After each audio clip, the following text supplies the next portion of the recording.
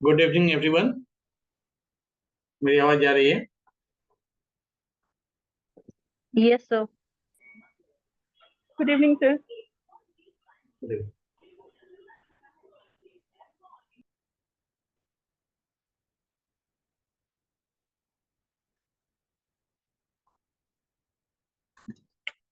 So today we will move ahead from our last day discussion, जो हम लोगों ने पैराडाइम के बारे में किया था। हम लोग एक एक करके अलग अलग पैराडाइम को जानेंगे।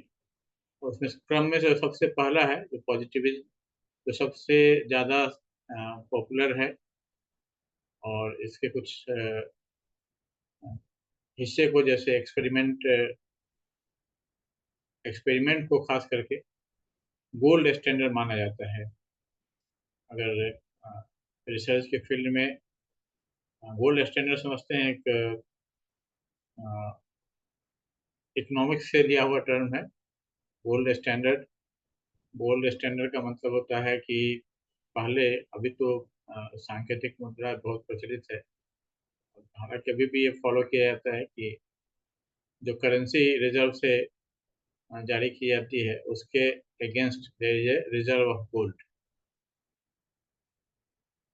वो गोल्ड स्टैंडर्ड के उस रूप में है कि मतलब हम जानते हैं कि वहाँ एकदम सर्टेन तौर पर ये चीज़ था। तो ये एक्सपेरिमेंटल जो रिसर्च है उसके लिए कहा जाता है, जो कि पॉजिटिविज्म का हिस्सा है। यानी जो experimental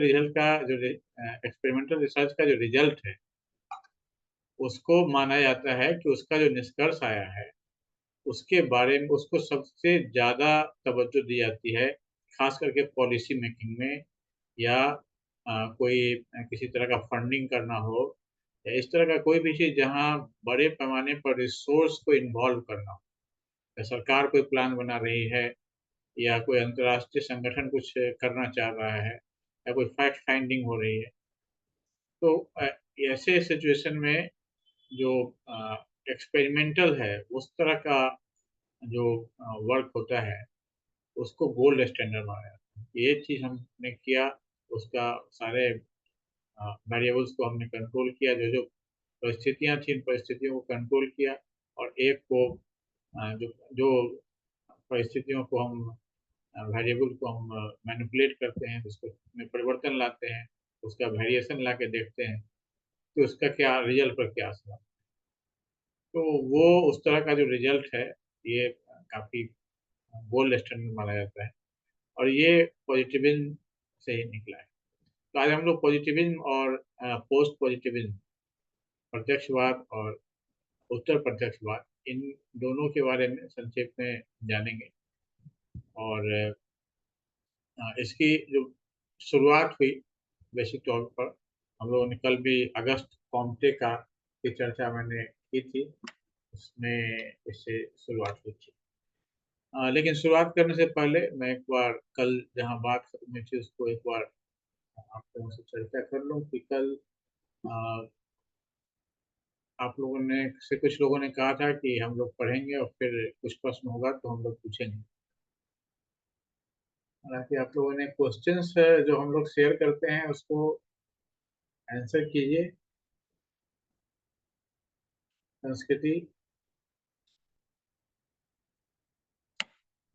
Yes, sir. Sir, I'm still reading. Okay.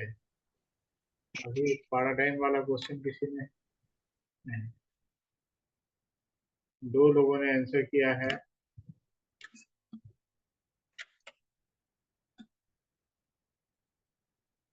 इसमें से Vijay was present last day, आज नहीं है विजय। और एक I am Samira, someone from Samira. Okay, but you can always try the questions, और जो कुछ भी डिस्कशन हो आप उसको पूछ सकते हैं, डिस्कस कर सकते हैं। Okay, so let us move towards the today's class. कि जो पॉजिटिविज्म है, प्रत्यक्षवाद, इसकी शुरुआत अगस्त कॉम्टे से हुई थी। और जहाँ हम लोगों ने कल चर्चा की थी कैसे सोशियोलॉजी के उद्भव में, और सोशियोलॉजी को उन्होंने हाईएस्ट स्टेट ऑफ साइंस कहा था, और उन्होंने ही ये विज्ञानवाद, पॉजिटिविज्म का एक अर्थ विज्ञानवाद भी है, प्रत्यक्षवाद भी होता है।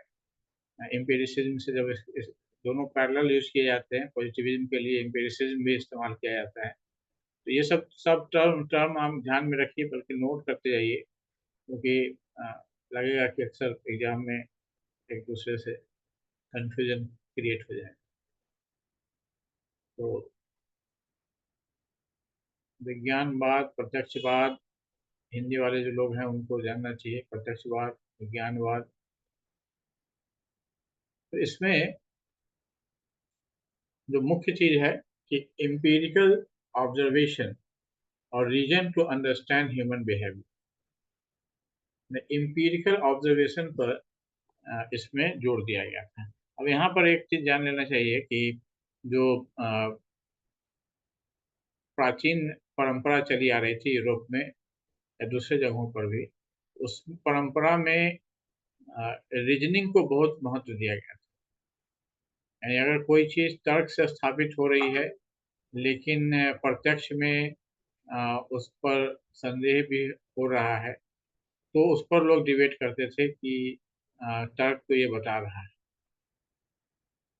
लेकिन जो पॉजिटिविज्म है वो इस बात पर एम्फेसिस करता है कि जो भी चीज है वो सेंस ऑर्गन्स के द्वारा ऑब्जर्वेबल होनी चाहिए।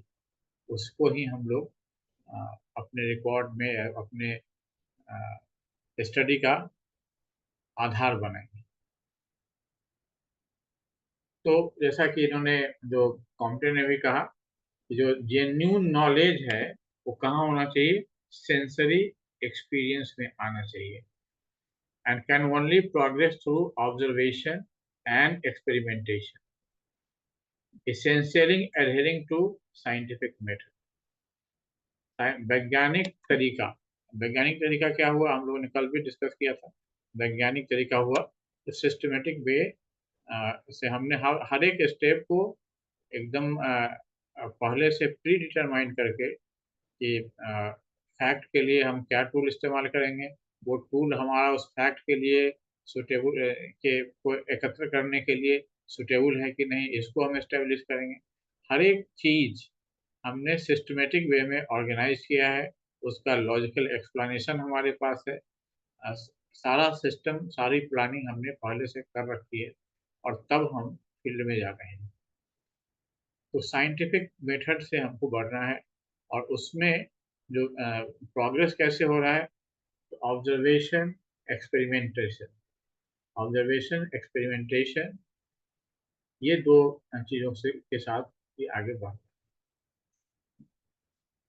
ये ये चीजें हैं जो कि एम्पिरिसिज्म से, एम्पिरिसिज्म और प्रत्यक्षवाद से इसको अलाइन करके, और इंक्वायरी और बिलीफ को हम लोग एम्पिरिकल एविडेंस, अब ये सब टर्म्स आपके सामने आ रहे हैं, आपको थोड़ी हो सकता है जो लोग पहले इसको नहीं पढ़े हों तो घबराहट हो, लेकिन इसमें घबराने की बात नहीं, थोड़ा हम लोग इसलिए काफी धीरे धीरे डिस्कस कर रहे हैं। एम्पिरिकल एविडेंस मतलब, एम्पिरिकल का मतलब ये प्रत्यक्ष, जो कुछ सामने देख रहे हैं हम सेंसरी ऑर्गन से, जिसको रिसीव कर पा रहे हैं, अनुभव कर पा रहे हैं, है ना। एम्पिरिकल मतलब अनुभव, अनुभव आधारित। कोई भी चीज ऐसा नहीं कि हमने सोच के, इमेजिनेशन करके, तर्क करके केवल निकाल लिया है। हमने वो चीज है जो कि हम अनुभव कर पा रहे हैं, वो उसके आधार पर जो हमारा बिलीफ सिस्टम बनता है। हमने जो अनुभव किया, हमने कुछ अनुभव किया अभी, देखा, उस देखने के आधार पर हम उस फिनोमेना के बारे में जो अपने ऑब्जर्वेशन के आधार पर अपना निष्कर्ष बना पाते हैं, उसके आधार पर जो नॉलेज होगा, उसी को हम लोग जेन्यून नॉलेज कहेंगे।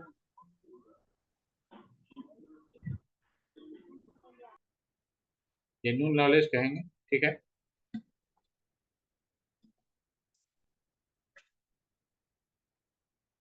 तो इस तरह से क्या क्या चीजों पर एम्फेसिस करता है?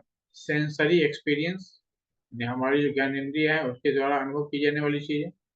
ऑब्जर्वेशनल डिस्क्रिप्शन, ऑब्जर्वेशन के द्वारा जो हम डिस्क्रिप्शन प्राप्त करते हैं, उस घटना का विवरण प्राप्त करते हैं अवलोकन के द्वारा, और सही अवलोकन के द्वारा, सिस्टमेटिक ऑब्जर्वेशन के द्वारा जो डिस्क्रिप्शन प्राप्त करते हैं। ऑपरेशनलिज्म, कैसे वो हमारा जो सारा फंक्शन है, हम जो कुछ भी कर रहे हैं उसका एक सिस्टमेटिक व्यवस्था, हम कैसे ऑपरेट कर रहे हैं। मेथोडिकल कंट्रोल, हर एक मेथड का पूरा, हर एक चीज का एक सिस्टम बना हुआ है, उस मेथड पहले से तय है, उसके उसके अंदर ही हम काम कर रहे हैं। मेजरमेंट, मापन कर रहे हैं हम हर चीज का, जो रिक्वायर्ड चीज है हम सबका मेजरमेंट कर रहे हैं। हाइपोथेसिस, ये सब चीजें जब हम इकट्ठा कर रहे हैं तो फिर हम उसके आधार पर अपने हाइपोथेसिस तैयार करते हैं, फिर उसको टेस्ट करते हैं, और फिर ये देखते हैं कि हमने टेस्ट किया ये क्या रेप्लिकेबल है। अगर रेप्लिकेबल है तो हमारी जो सोच है वो सही जा रही है। अगर रेप्लिकेबिलिटी में डाउट है तो संभव है कि कहीं कोई फ्लॉ हो रहा है। तो ये पॉजिटिविज्म का साइकिल है, इसमें कि बार बार प्रत्यक्ष रूप से चीज़ों को आकलित किया जाता है, और फिर उसको कई अलग अलग परिस्थिति में जाकर के, अलग अलग सिचुएशन में जाकर के उसको ट्राई आउट किया जाता है, और फिर देखा जाता है कि कहीं ऐसा तो नहीं कि कोई पर्टिकुलर सिचुएशन का कोई कंपाउंड, कोई ऐसा तत्व जो कि उसको प्रभावित करने वाला, उसके कारण रिजल्ट आ, हर एक जगह हर परिस्थिति में ये हमें सेम रिजल्ट दे रहा है। इसके बाद अगली बात जो है कि ये हम लोगों ने कल भी मैंने चर्चा की थी थोड़ी, कि इसका मतलब ये नहीं है कि यहाँ जो पॉजिटिविज्म है ये केवल और केवल अंक आधारित जो अध्ययन है, यानी जिसको हम लोग क्वांटिटेटिव स्टडी बोलते हैं, केवल उसमें ही हो, ऐसा नहीं है। ये रिगरस स्ट्रक्चर हम लोग क्वालिटेटिव डाटा में भी कर सकते हैं। जैसे इथनोग्राफर है, डिस्कोर्स एनालिसिस है, इन सब का बहुत ही सिस्टमेटिक वे में ऑब्जर्वेशन किया जा सकता है। जो डेटा प्राप्त होता है उसका सिस्टमेटिक वे में उसका एनालिसिस किया जा सकता है, और इसके द्वारा भी फैक्ट फाइंडिंग के नए तरीके इमर्ज कर रहे हैं, और उसके भी धाराएं बन रही हैं। अब ये जो हम लोग काम करते हैं, वैज्ञानिक विधि से शोध करते हैं, उसमें दो मूल मान्यताएं होती हैं। पहली मान्यता क्या है कि natural science can be directly applied to social sciences. तो पहली मान्यता है कि नेचुरल साइंस का जो तरीका है, procedures of natural sciences, procedures of natural science, methodological procedures of natural science, natural science में जो अध्ययन के तरीके हैं, मेथड्स हैं, प्रक्रियाएं हैं, अध्ययन की प्रक्रियाएं हैं, उसको सीधे सीधे हम लोग सोशल साइंस में भी लागू कर सकते हैं। दूसरा महत्वपूर्ण इसका जो एजम्पशन है वो ये है कि इस तरह के अध्ययन से जो निष्कर्ष आएगा, वो निष्कर्ष जैसे नेचुरल साइंस में थेरीज हम लोग बनाते हैं, उसी तरह से यहाँ पर भी लॉ या लॉ लाइक जनरलाइजेशन है ना, यहाँ भी हम नियम बना सकते हैं, या नियम की तरह का सामान्यीकृत हम लोग निष्कर्ष निकाल सकते हैं, जो कि रिलेटिवली बड़े एरिया पर अप्लाइड होगा, है ना। जनरलाइज्ड, वो एक तरह से जनरलाइज्ड ऑब्जर्वेशन होगा। यानी जनरलाइज का मतलब हुआ ऐसा नहीं है कि वो प्लेस टू प्लेस वेरी करेगा, ऐसा कुछ नहीं होगा, ये जनरलाइज्ड होगा, है ना। ये हमारा एक रूल का लेवल होगा। पहले हम एम्पिरिकल लेवल से शुरू करेंगे कि लिमिटेड एरिया से शुरू करेंगे, और फिर उसको टेस्ट करके, थ्योरी को इम्प्रूव करके, और हम लोग उसको बड़े एरिया के लिए जनरलाइज करते हैं। ठीक है, तो ये दो एजम्पशन हो गए। पहला हो गया जो प्राकृतिक विज्ञान है, प्राकृतिक विज्ञान के जो तरीके हैं उसको हम लोग सामाजिक विज्ञान पर भी लागू कर सकते हैं। और दूसरा क्या हो गया कि जो इसके निष्कर्ष होंगे, जैसे सामाजिक विज्ञान में हम लोग निष्कर्ष निकालते हैं, तो उसको उसी तरह से हम यहाँ पर भी निकालते हैं। इसके बाद जो साइंस में, अब जब हमने पहले कहा जाए कि सारे प्रोसीजर्स यहाँ लागू होंगे, तो जाहिर है कि इसमें साइंस के जो फंडामेंटल एजम्पशंस हैं वो एजम्पशंस भी लागू होंगे। अब वो ये क्या है एजम्पशन? एजम्पशन नंबर 1 हम लोगों ने कल भी चर्चा की थी कि यहाँ पर माना जाता है कि जो ट्रुथ है वो आदमी से परे है, आदमी के परसेप्शन के कारण वो ट्रुथ एग्जिस्ट नहीं करता है। ट्रुथ आउटसाइड देयर है और हम लोग उसको डिस्कवर कर रहे हैं। तो ये एजम्पशन ऑफ डिटर्मिनिज्म कहलाता है, एजम्पशन ऑफ डिटर्मिनिज्म, है ना। निर्धारकता की मान्यता, है ना। वो क्या कहता है कि जो भी कॉज है, जो भी इवेंट हो रहा है उसका कोई कारण है और हम लोग उस कारण का पता लगा सकते हैं। ये जो पॉजिटिविज्म है इसका पहला एक एजम्पशन है कि कोई भी फिनोमेना, कोई भी चीज हो रही है उसका एक कारण है और उस कारण का हम पता लगा सकते हैं। जैसे हमने कल भूत का भी उदाहरण दिया था, तो भूत का या आप भूत को छोड़ दीजिए, अभी यूएफओ बहुत ही चर्चा में है, तो यूएफओ का उदाहरण दिया जाता है, तो अनआइडेंटिफाइड फ्लाइंग ऑब्जेक्ट्स, या उसका और भी नाम है यूपीओ। पी का उन्होंने क्या फुल फॉर्म किया है अभी मैं भूल रहा हूँ। वो फिनोमिनल ऑब्जेक्ट है जो कि अनआइडेंटिफाइड है, उस तरह से उन्होंने कुछ अर्थ किया है उसका। तो वो चीज है, वो एक ऐसी घटना है जो हम ऑब्जर्व कर पा रहे हैं। मान लीजिए एक हमारे सारे यंत्र हैं वो बता पा रहे हैं, लेकिन हमारे पास उसका एक्सप्लेनेशन नहीं है। इसी कारण से, केवल इस कारण से हमारे सारे यंत्र बता दें, उसको ऑब्जर्व कर लें, रिकॉर्ड कर लें, मेजर कर लें, फिर भी हमारे पास उस चीज के, उस घटना के एक्सप्लेनेशन का कोई आधार नहीं है, तो हम वैज्ञानिक रूप से उसका अध्ययन नहीं कर सकते। That is the boundary of positivism. मेरी बात क्लियर है कि जिस तरह से हम किसी चीज का स्टडी करना चाहते हैं, तो स्टडी करने में हमारे पास न केवल वो टूल्स होने चाहिए जिससे हम स्टडी करें, बल्कि हमें ये भी एक्सप्लेन करने की क्षमता होनी चाहिए कि जो हम चीजें हम ऑब्जर्व कर पा रहे हैं उसके कॉज को हम एक्सप्लेन कर सकते हैं। तब जब हम उसका एक्सप्लेनेशन खोज लेंगे, तब हम उसको साइंस के बाउंड्री लाइन के अंदर लेके आए, या जो साइंस का बाउंड्री लाइन है उसको बढ़ा करके उसको उसके अंदर ले लें। दोनों तरह से हम लोग बोल सकते हैं।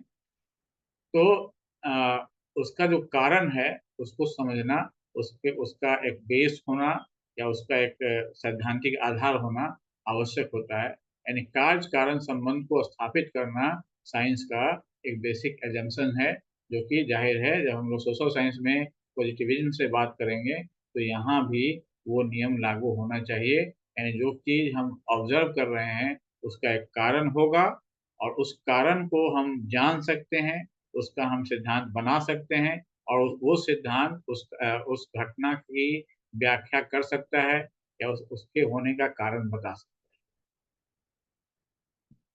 दूसरा है एजम्पशन ऑफ एम्पिरिसिज्म। दूसरा जो एजम्पशन है वो है एम्पिरिसिज्म का, प्रत्यक्षवाद की चर्चा हमने पहले भी कर ली थोड़ी, कि एक्सपीरियंस से आना चाहिए, एंड पर्टिकुलरली सेंसरी एक्सपीरियंस से, है ना। अब भले ही हमारी आंखें देखने में सक्षम ना हो तो हम उसके लिए खुर्दबीन लगा लें, दूरबीन लगा लें, कुछ भी करें, लेकिन वो कहीं ना कहीं रिकॉर्डेड होना चाहिए, और रिकॉर्ड होके हमारे जो ज्ञानेंद्रिय हैं उन ज्ञानेंद्रियों के लिए डिसाइफरेबल डिसाइफरेबल वे में उसको प्रत्यक्ष होना चाहिए। जैसे अभी आप उदाहरण देख सकते हैं कि ब्लैक होल, ब्लैक होल को हम लोग डायरेक्टली देख नहीं सकते हैं क्योंकि वो एक ब्लैक होल है। बस होल है। तो उसको ढेर सारे पूरे अर्थ पर जो कैमरे लगे हुए थे, जो अंतरिक्ष का को रिकॉर्ड करते हैं, वैसे दूरबीनों की सहायता से, कैमरा नहीं दूरबीन, वैसे दूरबीन की सहायता से उस बहुत लंबे समय तक रिकॉर्ड करके और फिर उसको कन्वर्ट करके बहुत सारा प्रोसेस वो करते हैं। जैसे कि अ, हमारे पास देखने की क्षमता केवल अ, लाल से लेकर के बैंगनी तक है। तो वो जो भी दूसरे फॉर्मेट में वहाँ से कुछ भी रिलीज हो रहा है, उसको कन्वर्ट करके इस 7 फ्रीक्वेंसी के अंदर कन्वर्ट करके और फिर उसका एक विजिबल हम लोग देखते हैं। तो उस तरह से आप नेट पर खोजेंगे तो आपको ब्लैक होल का एक इमेज मिलेगा। उसको और भी कई तरीके होंगे, मैं पूरा एक्सप्लेन नहीं कर पा रहा हूँ। कैसे आप उसका पढ़ना चाहें तो तरीका दिया हुआ बताया हुआ है कैसे किया गया है। तो कहने का अर्थ ये है कि वहाँ जो भी चीज़ देखा जा रहा है, वो अगर आप अपने खुद अपने जो ज्ञानेंद्रिय है या तो उससे आप पकड़िए, या आपने ऐसे इंस्ट्रूमेंट्स डेवलप किए हैं जो उनको देख करके और आपके सामने उसका जो मेजरमेंट है या जो रिजल्ट है वो आपके सामने ले आ रहा है, तभी हम उसका वैज्ञानिक फील्ड में स्टडी करेंगे। अगर वो नहीं दिख रहा है तो उसकी स्टडी हम लोग नहीं करेंगे। ठीक है? इसलिए आत्मा, भूत, प्रेत ये सब साइंस के स्टडी से, साइंस के रिसर्च से हमेशा बाहर रहेगा, क्योंकि कोई भी यंत्र अभी तक ऐसा नहीं बना है जो कि इनको खोज सके, देख सके, पकड़ सके।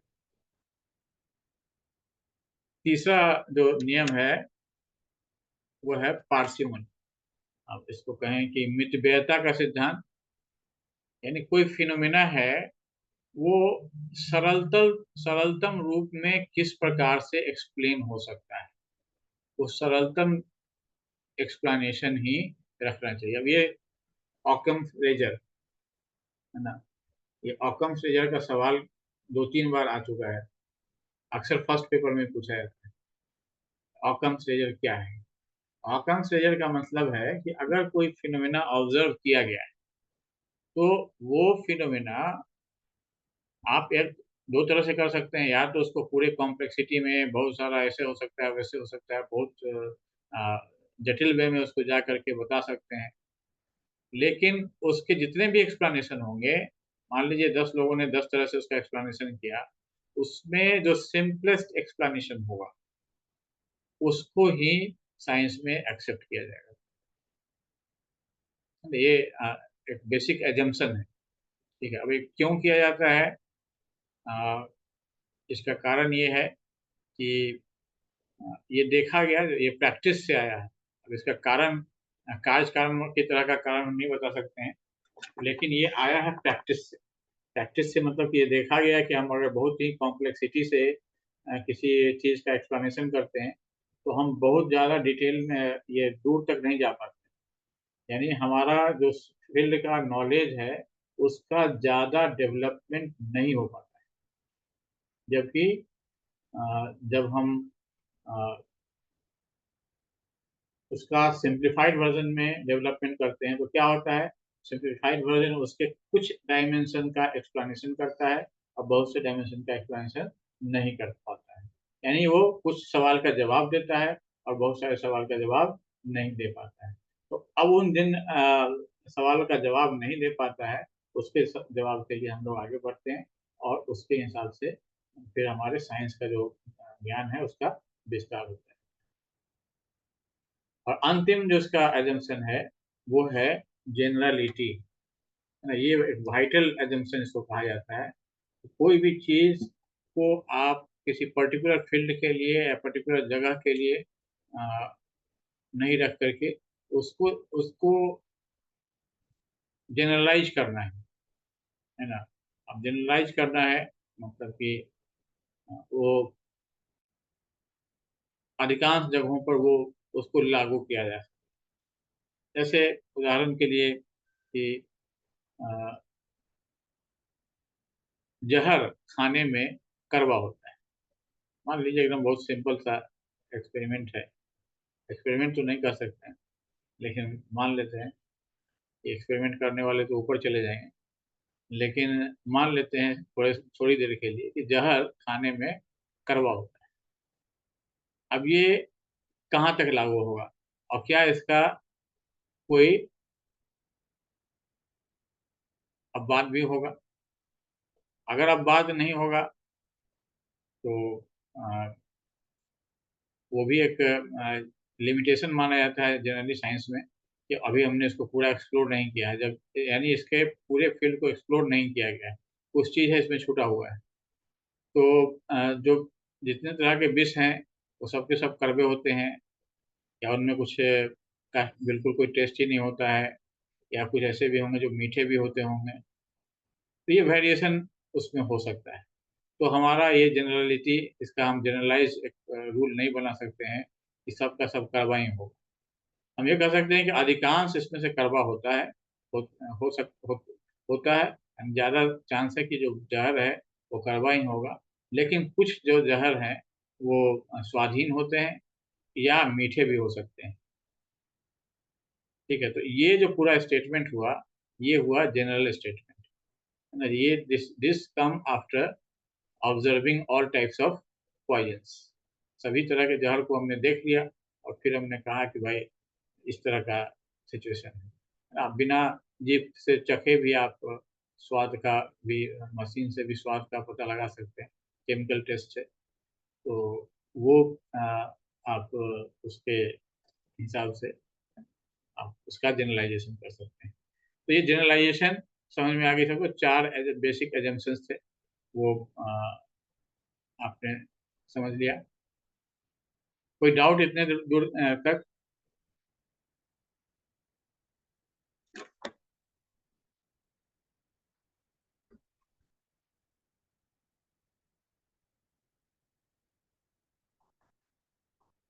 तो हम लोग इसको एक समरी के रूप में देखते हैं कि जो साइंटिफिक मेथड है इसका ये बहुत सारे लोगों ने बहुत सारा स्टेज दिया है, लेकिन एक 8 स्टेज मॉडल है जो सबसे ज़्यादा विस्तारित है, इसलिए हमने इसको लिया है।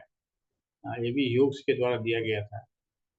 ये मॉडल जो है ये कहता है पहला जो स्टेप होता है साइंस का, साइंटिफिक स्टडी का, उसमें हाइपो ये क्वेश्चन सीक्वेंसिंग करके कभी कभी पूछता है इसके बाद क्या होगा। तो हाइपोथेसिस, hunches, गेसेस, यानी कोई फिनोमेना है जो आपकी नज़र में आया है, या कोई समस्या है जो आपकी नज़र में आया है, तो आपके हंचेज क्या हैं, आपके गेस क्या हैं, आप क्या अनुमान कर पा रहे हैं उसके बारे में, या पहले से जो आपका अनुभव है या पहले से जो सिद्धांत आपने पढ़े हुए हैं, उन सिद्धांतों के आधार पर आप क्या अनुमान लगा पा रहे हैं। उन उसके आधार पर आप जो क्या करते हैं अपना हाइपोथेसिस तैयार करते हैं। ये संभव है कि ये कारण। तब दूसरा स्टेज होता है कि अब ये हम लोग इस रूप में चल रहे हैं कि कोई ऐसा है, एक एक्सप्लोरेटरी रिसर्च की बात कर रहे हैं, एक्सप्लोरेटरी लेवल पर, यानी ऐसा है कोई चीज फिनोमेना आया है सामने जिसका कि पहले से किसी को पता नहीं था, हमने कुछ नया देखा। अब वो नया देखा तो हमने हमने अपना जो भी हमारा अभी तक का अनुभव है, जितना भी हमने पढ़ा हुआ है, जितना भी हम साइंस जानते हैं, नियम, साइंस के नियम जानते हैं, उन सब के चीज़ों के आधार पर हमारा जो परसेप्शन है वो हमें कुछ बताता है कि देखिए ये फिनोमेना है, ये संभव है कि इस चीज़ से जुड़ा हो। तो जो भी हमें वो कंक्लूजन दे रहा है, तो उसके आधार पर हमें वेरीफाई करने के लिए कि हम जिसे इसे जिस जहाँ का समझ रहे हैं ये वहीं का है, इस बात को वेरीफाई करने के लिए हम लोग क्या करेंगे, उसका इसके लिए एक्सपेरिमेंट डिजाइन करेंगे और सैंपल लेंगे और उसमें देखने की कोशिश करेंगे क्या क्या वेरिएबल्स हम लोग देख सकते हैं, क्या क्या ऐसी चीज़ें हैं जो एक दूसरे से अलग हैं, अलग नेचर की हैं। उन एलिमेंट्स को हम उसमें अलग करेंगे। ये स्टेज 2 हुआ, है ना। यानी कोई नया फिनोमेना है एकदम, उसके वो हमारे सामने घटित हुआ या हमने ऑब्जर्व किया उसको, उसके बाद हमने पहला अपने पुराने अनुभव के आधार पर हमने अ, उसके लिए एक हाइपोथेसिस तैयार किया, अनुमान तैयार किया कि ये कारण हो सकता है। उस कारण को चेक करने के लिए हमने उसका एक्सपेरिमेंट डिजाइन किया, सैंपल्स लिया और उसके वेरिएबल्स को हमने आइसोलेट किया। उसके बाद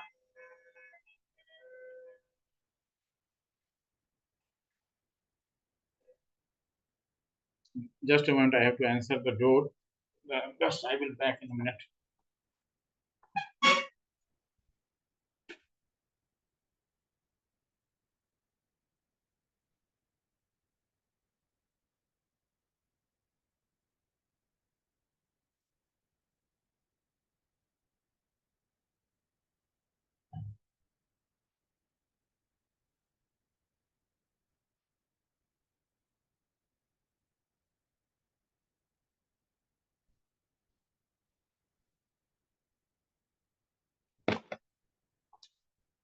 ओके, तब तीसरा लेवल हुआ कि हम लोग जो वेरिएबल्स एस्टेब्लिश किए हैं, जो उसमें अवयव एस्टेब्लिश किए हैं, उसके बीच में आपसी संबंध कुछ हैं क्या? कोई चीज़ ऐसा है जो बदलता है तो दूसरा भी बदल जाता है, जो बढ़ता है तो दूसरा बढ़ जाता है या घट जाता है?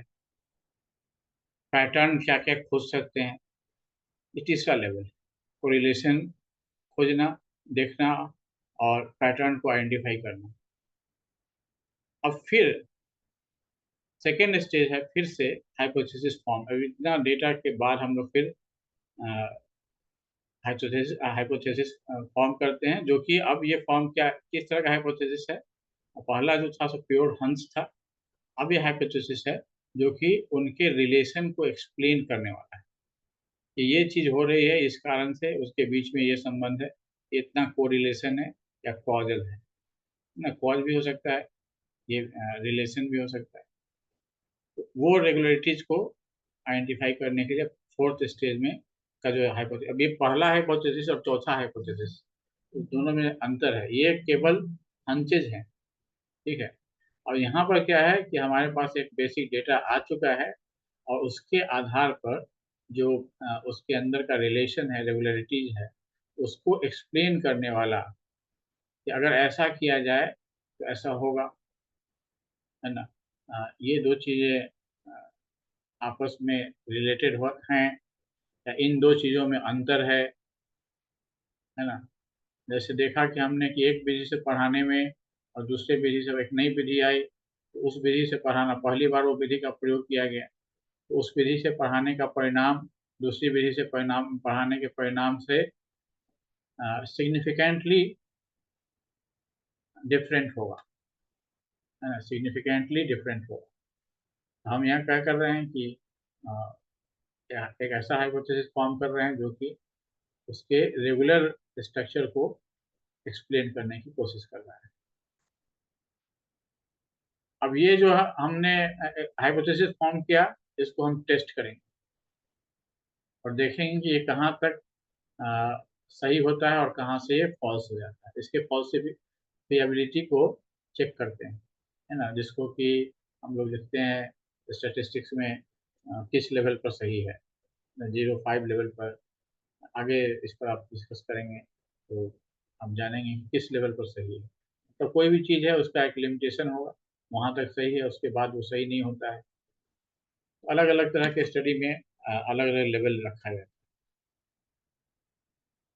उसके बाद तब इतना जब इस्टेब्लिश हो जाता है तो अब इसके आधार पर हम लोग अ, दो तरह की बातें हो सकती हैं। जब हमने टेस्ट किया तो या तो कंफर्म होगा या डिसकंफर्म होगा, रिजेक्ट होगा, है ना।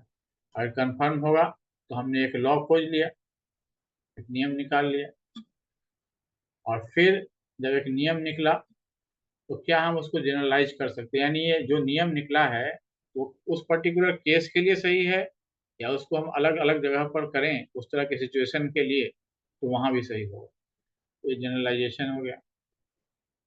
अब जब जनरलाइजेशन हो गया तो उसको हम लोग डेवलप करते हैं न्यू थ्योरी। जनरलाइजेशन होने के बाद फिर हम उसका और भी रिलेशन खोजते हैं और उसको थ्योरी के रूप में डेवलप करते हैं। तो ये 8 स्टेज है। सबको समझ में आ गया कि इसको फिर से डिस्कस करें?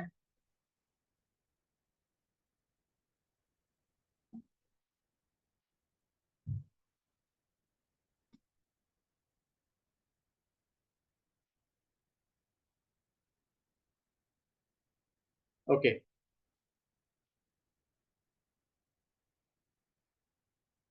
अब इसकी ऐसा नहीं है कि ये लोग अनकॉन्टेस्टेड थे, इसकी आलोचना हुई है। पहली आलोचना क्या है कि this is mechanistic and reductionist view. ये जो दृष्टिकोण है, ये कैसा दृष्टिकोण है? ये मैकेनिस्टिक है और रिडक्शनिस्ट। अब इसके इसके बारे में हम लोग पहले भी चर्चा कर चुके हैं, इससे ज़्यादा बताने की मुझे जरूरत नहीं है कि जहाँ आप ज़्यादातर हम लोग जो रिसर्च करते हैं, एम्पिरिकल रिसर्च करते हैं, उसको हम लोग नंबर्स में देखने की कोशिश करते हैं। लेकिन नंबर्स अपने आप में एक तरह का लिमिटेशन होता है। वो जो थिकनेस ऑफ इंफॉर्मेशन है, उसकी जगह पर वो क्या करता है, केवल कुछ नंबर्स को खास करके सोशल कंडीशन में, जहाँ पर कि हमने पहले भी बात की कि जब हम अ, अपने लैंग्वेज को इतना डेवलप कर चुके हैं कि हमारे शब्द कॉन्सेप्ट्स हैं। जो भी शब्द हैं वो भी कॉन्सेप्ट है। हमने कहा फैन, टेबल, सब अपने आप में कॉन्सेप्ट है ना? आप चेयर को टेबल नहीं बोल सकते हैं। आप चेयर को टेबल बोलेंगे तो आपको लोग मूर्ख समझेंगे कि ये कैसा व्यक्ति है, इसको चेयर को टेबल कह रहा है। क्यों कहें, क्यों समझेंगे?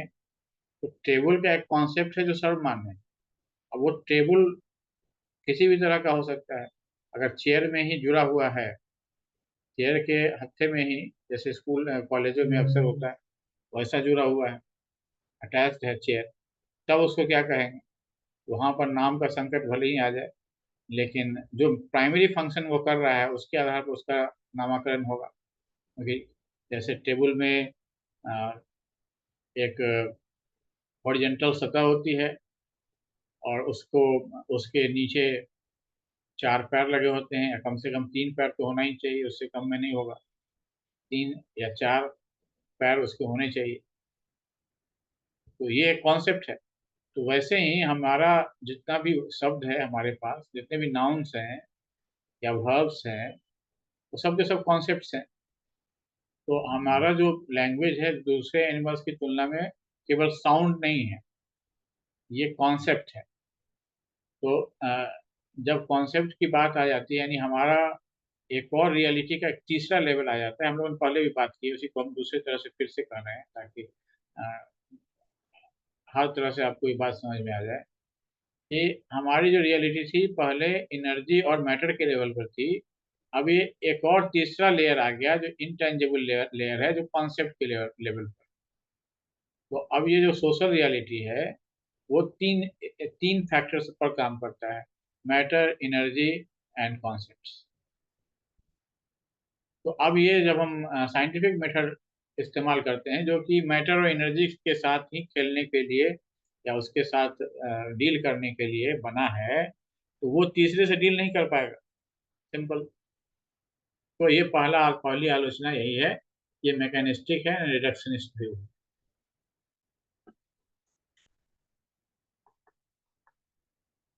दूसरा व्यू है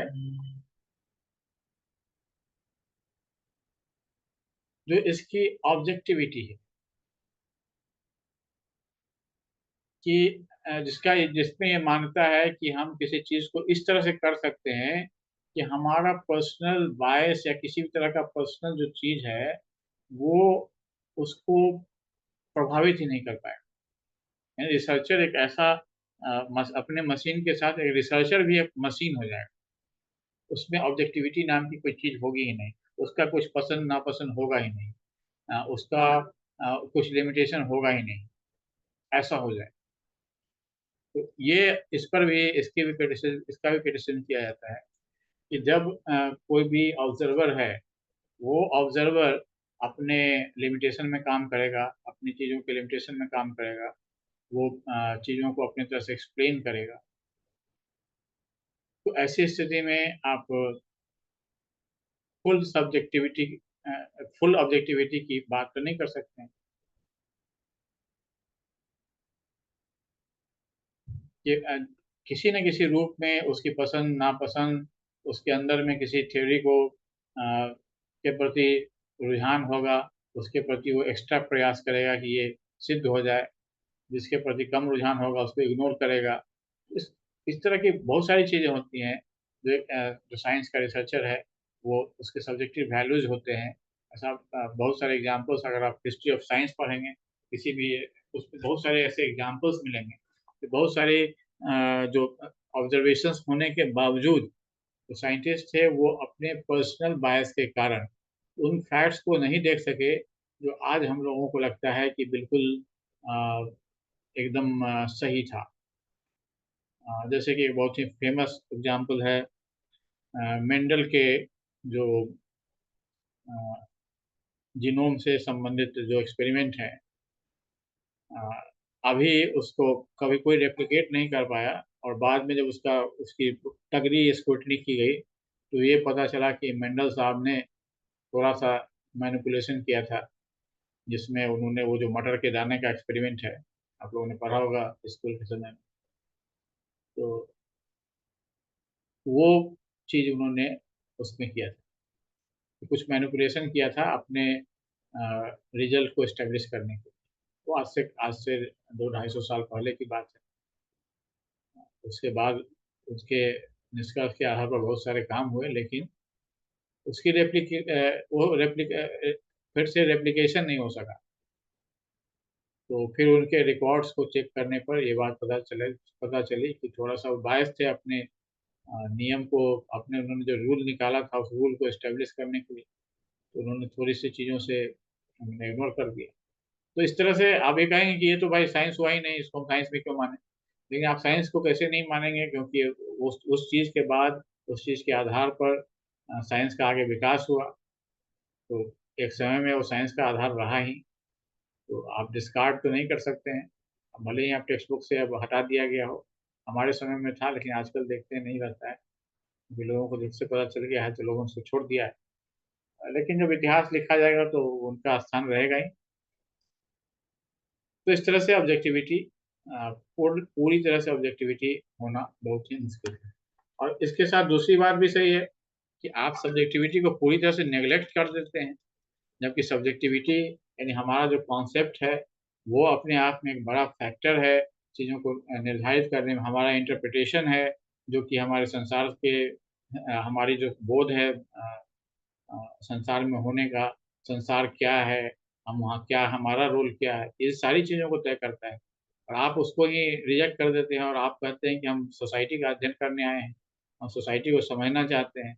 और आप जो इसका जो हमारा इसका जो मीनिंग लेने वाला मैं हूँ, जो इसको मीनिंगफुल बना रहा है, जो इसको जी रहा है, उस उस सब्जेक्ट को ही आप निगेट कर देते हैं।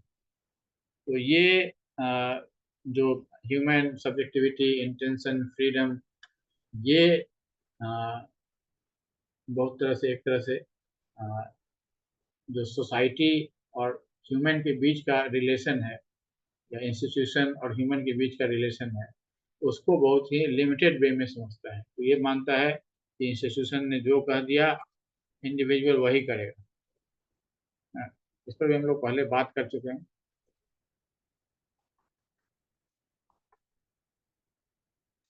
इसके बाद अगला क्रिटिसिज्म है वो ये कहता है कि ट्रिवियल एंड इनएप्लीकेबल फाइंडिंग्स।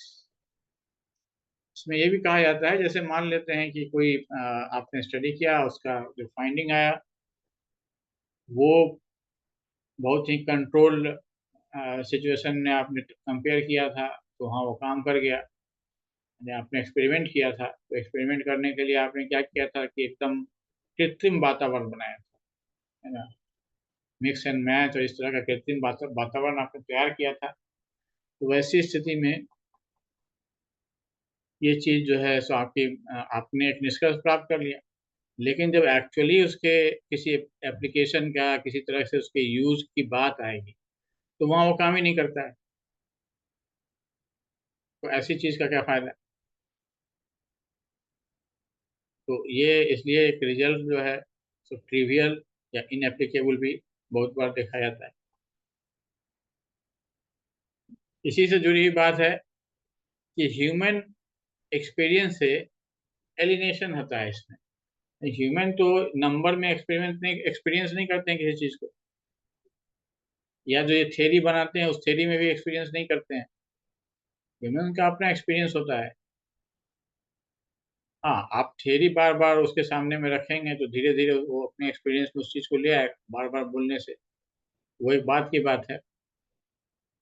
लेकिन जब आप स्टडी करने गए हैं, कि आप उसको बदलने तो नहीं गए हैं, आप गए हैं स्टडी करने, तो स्टडी करने गए हैं तो जो उसका एक्सपीरियंस है उसको आप सीधे सीधे लीजिए, ना कि आप उसको अपने थ्योरी के हिसाब से फंसिए, उसमें फिट कीजिए।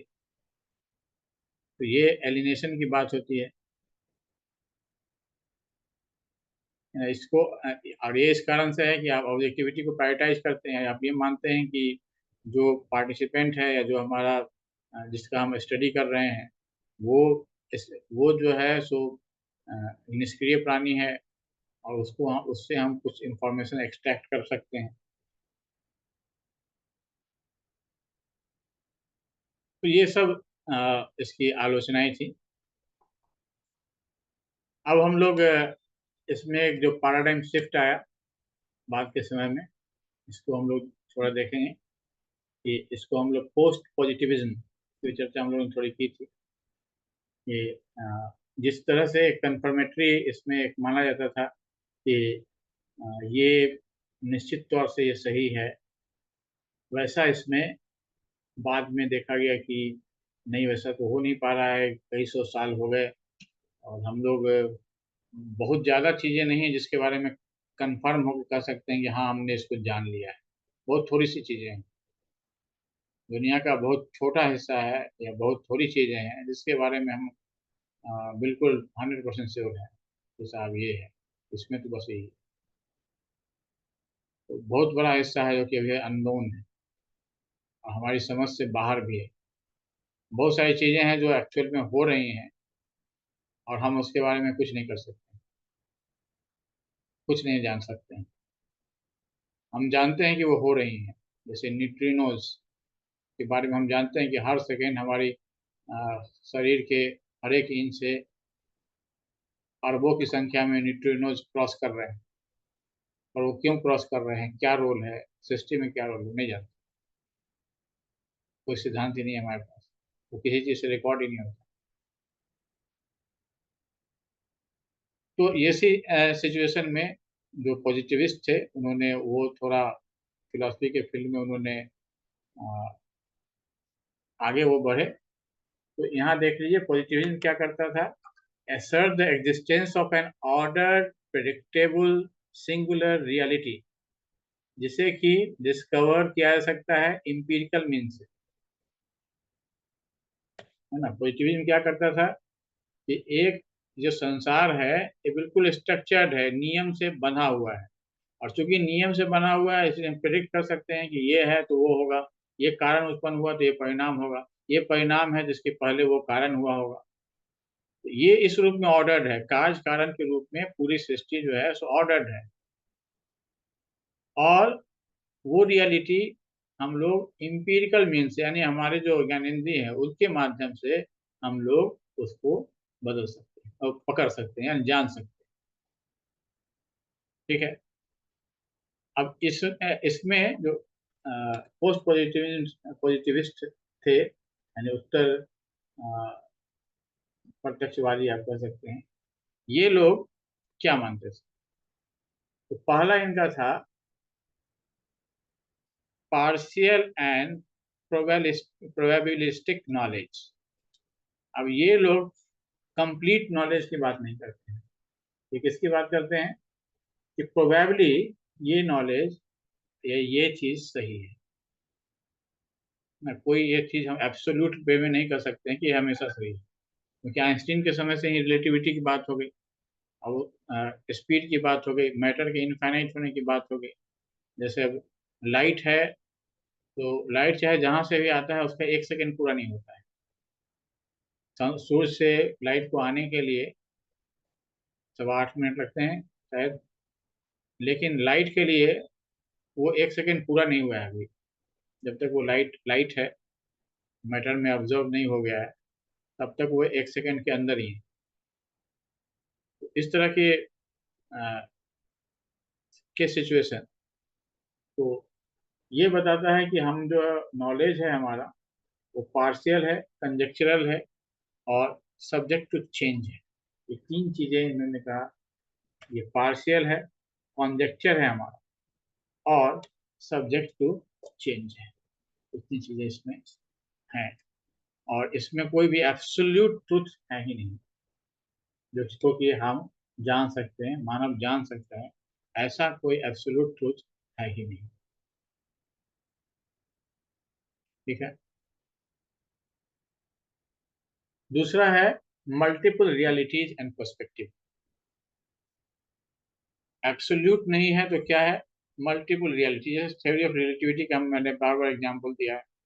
ऐसे ट्रेन में बैठा आदमी, ट्रेन से बाहर बैठा आदमी, ट्रेन के पैरेलल चलता आदमी, उन सबके लिए मल्टीपल रियलिटी है, और तीनों की रियलिटी जो है वो सही होगी। तीनों अपनी अपनी जगह पर सही होंगे। तो एक साथ कई तरह के पर्सपेक्टिव एग्जिस्ट कर सकते हैं, है ना। इसलिए एक सिंगल ऑब्जेक्टिव रियलिटी नहीं हो सकता है। तो पोस्ट पॉजिटिविज्म है, वो मल्टीपल को एग्जिस्टिंग रियलिटी के एग्जिस्टेंस को मानता है ना। तीसरा है थ्योरी लेडेन ऑब्जर्वेशंस। अब ये क्या कहता है कि जो हमारे ऑब्जर्वेशंस होंगे, हमने शुरू में ही बात की थी कि हम लोग साइंस में क्या कोशिश करते हैं, सब्जेक्टिव को ऑब्जेक्टिव बनाने, निष्क्रिय करने का और ऑब्जेक्टिव होने का। लेकिन अब ये बात क्या कर रहा है कि आप पूरी तरह से नहीं हो सकते हैं, क्योंकि आपका जो ऑब्जर्वेशन होगा, आप जो भी चीज़ साइंस में करना चाहते हैं, वो ऑब्जर्वेशन कैसा होगा? वो आप पहले से थ्योरी जो आपने क्रिएट की है, जैसे हमने भी 8 स्टेप देखा, उसमें भी हमने एक स्टेप में क्या किया था, हमने उसका थ्योरी तैयार किया था। एक सॉरी हमने उसका एक हाइपोथेसिस हंच, उससे शुरू हमने एक फिनोमेना देखा, उसके बाद हाइपोथेसिस या हंच हमने उसका एक तैयार किया। तो जाहिर है हम जब उसको करने के लिए, उस चीज़ को स्टडी करने के लिए जाएंगे, तो हमारा जो ऑब्जर्वेशन होगा उस पर्टिकुलर जो हाइपोथेसिस है उसके उससे प्रभावित होगा। तो सब्जेक्टिविटी तो वहाँ आ गई, क्योंकि जो मेरा अनुभव है वो मेरे पढ़े के हिसाब से है, आपका जो अनुभव है वो आपके पढ़े और आपके अनुभव के संसार के आधार पर हो। तो आप उस चीज़ के लिए हो सकता है अलग हाइपोथेसिस बनाएं, हम उस चीज़ के लिए अपना अलग हाइपोथेसिस बनाएं। तो ऐसी स्थिति में सब्जेक्टिविटी तो वहाँ आनी ही है। तो इस चीज़ को भी इसमें इनकॉर्पोरेट कर लिया गया। जो ऑब्जर्वेशन होंगे वो थ्योरी लाइडेन होंगे, और थ्योरी जो हमने बनाई है उस चीज़ के बारे में, या आगे भी हम जो डेवलप करेंगे, वो भी हमारा मतलब डेवलपमेंट होगा, वो एक कोई प्योर ट्रुथ के लिए नहीं होगा, एब्सोल्यूट ट्रुथ की ओर हमारा कदम नहीं होगा, बल्कि हमारा क्या होगा ये प्रोसेस, ये होगा थ्योरी के बेटरमेंट का प्रोसेस होगा, है ना। पहले जहाँ प्रोसेस क्या था कि नेचर के ट्रुथ को डिस्कवर करना, बचपन से हमने यही डेफिनेशन पढ़ा है साइंस का, कि साइंस क्या करता है, तो नेचर के ट्रुथ को डिस्कवर करता है। तो अब ये पोस्ट पॉजिटिव क्या कहता है कि नहीं नहीं बाबा, उससे बचो, उस तरह का की बात नहीं हो सकती है। हम लोग क्या करते हैं कि हम लोग जो भी ऑब्जर्वेशन करते हैं, हम लोग पिछले थ्योरी के आधार पर ऑब्जर्वेशन करते हैं, फिर उसमें कुछ एनोमलिटीज मिलती है, कुछ गड़बड़ी मिलती है, उसके एक्सप्लेनेशन की और बेटर थ्योरी लाते हैं। तो हमारे ऑब्जर्वेशन हमेशा जो है सो थ्योरी पर आधारित होते हैं, और हम लोग थ्योरी को बेटर कर रहे हैं। हम लोग ट्रूथ ट्रूथ नहीं खोज रहे हैं, कुछ यूनिवर्सल ट्रूथ नहीं खोज रहे हैं, है ना। हम लोग क्या कर रहे हैं, हम लोग अपना थ्योरी को बेटर बना रहे हैं। तो हमारे जो ऑब्जर्वेशंस होंगे वो हमेशा थ्योरी लैडेन ऑब्जर्वेशंस होंगे। ठीक है। इसके बाद अगला जो है tentative and context bound knowledge. अब आप यहाँ पे ये भी देख लीजिए कि पहले यूनिवर्सल यूनिवर्सल पर इन लोगों की बात थी कि हम लोग यूनिवर्सलाइज नॉलेज खोजेंगे। अब ये इन्होंने देखा कि भाई यूनिवर्सलाइज तो मिलना मुश्किल है, तो अब क्या करें, तो उसकी जगह पर हम लोगों ने कॉन्टेक्स्ट बाउंड, वे रिलेटिविटी, साइंस में जब रिलेटिविटी है तो सोशल साइंस में तो और ज़्यादा रिलेटिविटी होगी, ना हर आदमी एक दूसरे से अलग है। तो कॉन्टेक्स्ट बाउंड जो नॉलेज है उस कॉन्टेक्स्ट से जुड़ा हुआ। तो अब ये बात है कि जब आप कोई बात कर रहे हैं, कोई थ्योरी बता रहे हैं, तो आपको साथ में ये भी बताना पड़ेगा कि किस कॉन्टेक्स्ट से आपने ये थ्योरी निकाली है, उस कॉन्टेक्स्ट को भी रेफर करना पड़ेगा।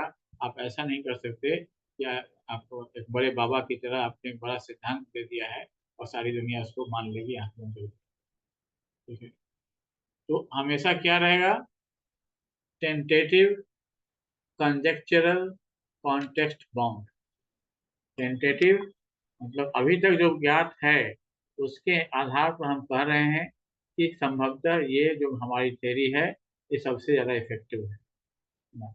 और ये जो भी हमने थ्योरी बनाया है ये हमने बहुत सारे कंजेक्चर्स के आधार पर बनाया है, और ये पर्टिकुलर कॉन्टेक्स्ट के लिए सही है। इस कॉन्टेक्स्ट में हमने उसको चेक किया है, ऑब्जर्व किया है, इसलिए इस पर्टिकुलर कॉन्टेक्स्ट के लिए ये सही है। उसके बाद जो अगला फैक्टर है वो है कम्युनिटी ऑफ स्कॉलर्स। अब यहाँ जो वैलिडेशन ऑफ नॉलेज है, वो नॉलेज ऐसा नहीं है कि मैं बैठा हूँ, मैंने आंख बंद किया और हमने एक नया कल्पना कर ली और कहा कि साहब हमें मिल गया है, या हमने एक्सपेरिमेंट कर लिया, हमने मिल गया है। आपने जो एक्सपेरिमेंट किया उसको आपको आपको बताना पड़ेगा, आपको सिद्ध करना पड़ेगा, और